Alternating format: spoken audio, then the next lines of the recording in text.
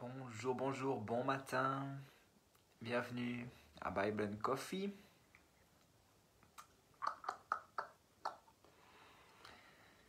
J'espère que vous avez bien dormi. Ça me fait plaisir de jouer un peu réveil matin aussi. Pourquoi pas, hein? Luc commence à parler. Oh, c'est l'heure. Oh. Bon. Alors, vous êtes prêts à affronter une nouvelle journée? Moi, j'entends qu'il fait pas grand beau, je crois, dehors, mais bon, c'est pas grave. On va pas s'arrêter à ça. Alors ce matin, je me réjouis de partager avec vous la parole. Toutoum. Hello, hello. Hello les brossins, coucou Philippe. Coucou Jane, trop bien. Coucou Nat. Ça fait plaisir de vous voir là, les habitués. Trop bien d'être là avec vous. Donc, si vous êtes d'accord, je vais dire bonjour à Tania aussi. Hello Tania. Trop bien. Si vous êtes d'accord, et si vous n'êtes pas d'accord, mais si vous êtes là, c'est que vous êtes d'accord, on va regarder 3 versets, mais 2 spécialement, dans Jean chapitre 1. Ok. Donc Jean chapitre 1, on appelle ça le prologue en fait de l'évangile de Jean, qui présente Jésus d'une manière toute particulière. C'est vraiment un texte magnifique. On y reviendra probablement demain, mais j'aimerais juste mettre l'accent sur deux versets spécialement, et on va lire depuis le verset 16, versets 16, 17 et 18 de Jean 1. Alors, nous avons tous reçu de sa plénitude et grâce sur grâce. En effet, la loi a été donnée à travers Moïse, mais la grâce et la vérité sont venues à travers de Jésus-Christ. Personne n'a jamais vu Dieu. Dieu, le Fils unique, qui est dans l'intimité du Père, est celui qui l'a fait connaître. Ou bien Dieu, le Fils unique, qui est dans le sein du Père, est celui qui l'a fait connaître. Voilà, juste ces quelques versets hyper intéressants. Parce qu'en fait, Jean va faire une comparaison, on pourrait dire, entre Moïse et puis Jésus. Et Moïse nous a donné la loi. Évidemment, Moïse était une figure hyper importante pour les Juifs et dans tout l'Ancien Testament, même pour nous. Hein. Il est hyper important, c'est vrai. Mais il fallait qu'il y ait ce contraste-là. Il nous a donné la loi. La loi, c'était pas négatif, c'était positif. Même on peut voir des fois le psalmiste qui s'exclame, il dit ah, mais que ta loi est bonne, que ta loi est merveilleuse, parce que la loi c'était finalement le cadre qui nous permettait d'avancer ou de rester dans la volonté de Dieu. Donc d'avancer avec Dieu, de vivre avec Dieu. Mais c'était une loi très très exigeante.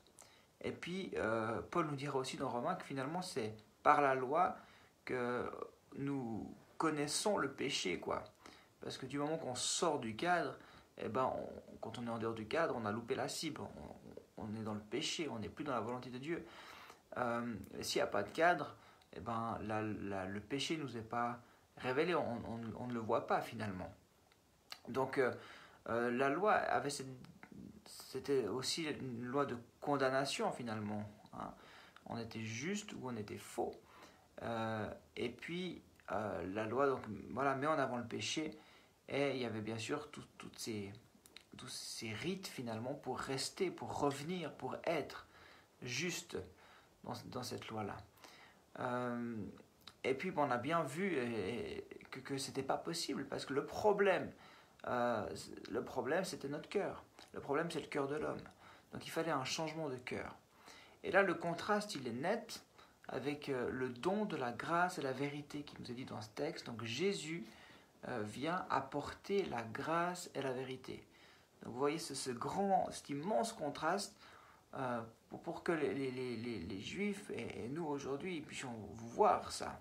Dire waouh, Jésus n'est pas apporté la condamnation, mais il a apporté la grâce et la vérité. Pardon. Donc, voilà, il est venu rétablir comme cette relation avec Dieu, parce que malgré notre cœur pécheur, hein, Jésus est venu donner cette possibilité, cette grâce, cette faveur imméritée, pour que nous puissions connaître l'amour illimité de Dieu, que nous puissions être en relation avec lui. Voilà, il est venu changer notre cœur. Donc, à la place de la condamnation qui nous était destinée, c'est lui qui a pris cette condamnation-là, pour que nous puissions être dans cette relation avec le Père et que nous obtenions le salut. Ça, vous le savez. Mais donc, voilà, il faut juste prendre en compte cet immense contraste qui est là. Il est vraiment la vérité absolue, la révélation de Dieu. Donc, voilà, donc ça c'est un peu le verset 17. Donc c'est vraiment ce contraste fort qui vient comme montrer que Jésus est tellement plus grand que Moïse. Et que ce qu'il nous apporte, c'est libérateur. C'est puissant, c'est libérateur. C'est la grâce et la vérité. Et puis après, il y a ce verset 18 qui nous dit que, ben oui, personne n'a jamais vu Dieu. Et là aussi, ça fait référence à Moïse. Même pas Moïse a vu Dieu. Exode 33, 20 nous dit, où l'Éternel dit à Moïse, tu ne pourras pas voir ma face. Donc oui, il a été très proche, mais il ne pouvait pas, ce n'était pas possible de voir Dieu. Donc personne n'a vu Dieu. Mais seul Jésus peut nous montrer le Père. Et puis c'est ça qu'il est venu faire. Et là, on nous décrit cette intimité tellement forte entre Jésus et le Père. C'est vrai que là, dans mon texte, c'est la question d'intimité, mais on parle du sein, il est dans le sein du Père.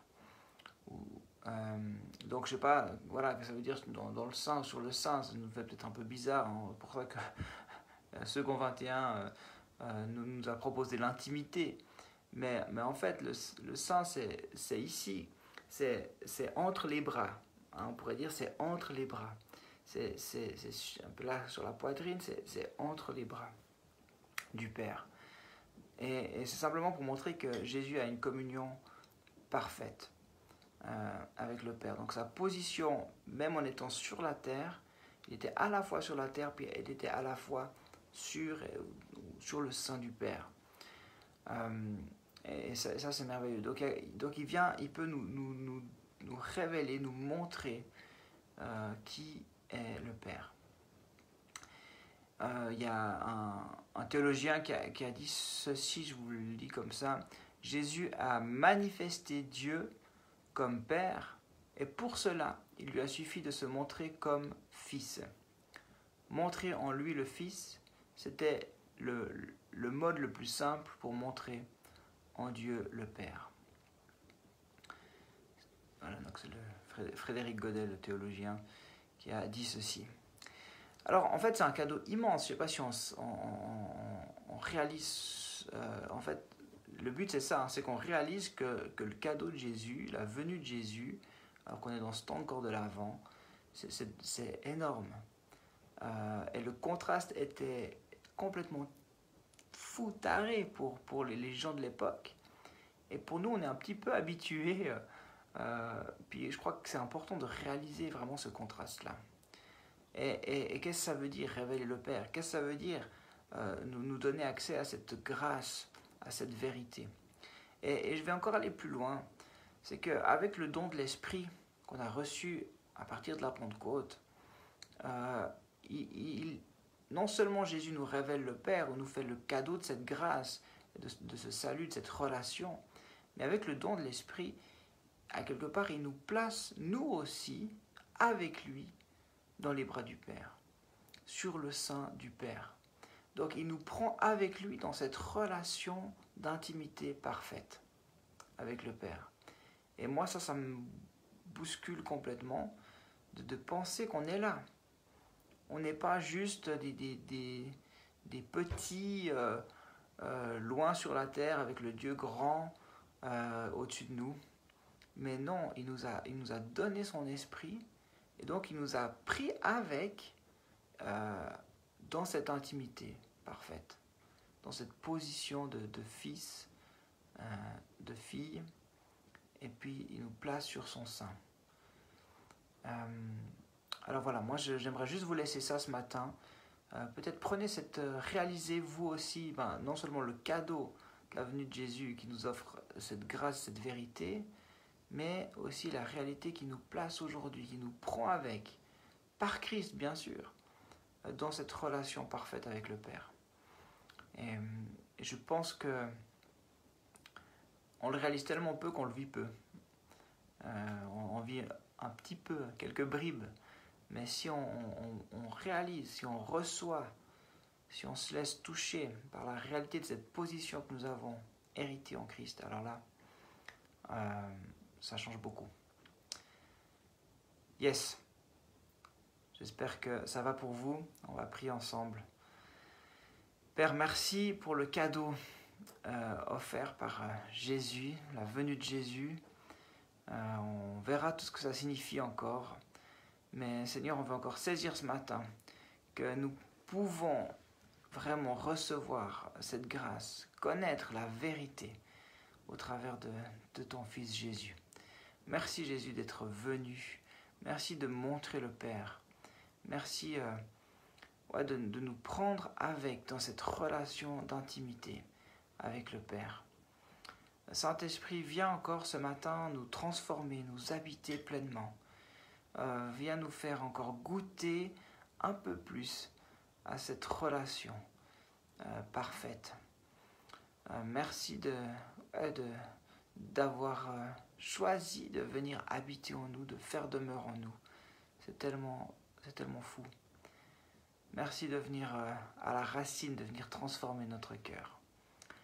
On te remet cette journée ensemble, Seigneur. On te dit qu'on a besoin de toi et qu'on désire t'honorer. On désire nous aussi montrer que tu es le Père, montrer que tu es Dieu au monde. Que ton nom soit béni. Amen. Amen. Amen, amen. Alors, bonne suite de journée, bon café. Enfin, bonne suite, on est encore au tout début. Bonne journée les amis. Je me réjouis de vous voir demain. Soyez encouragés par cette position magnifique que vous avez en Christ. Bye.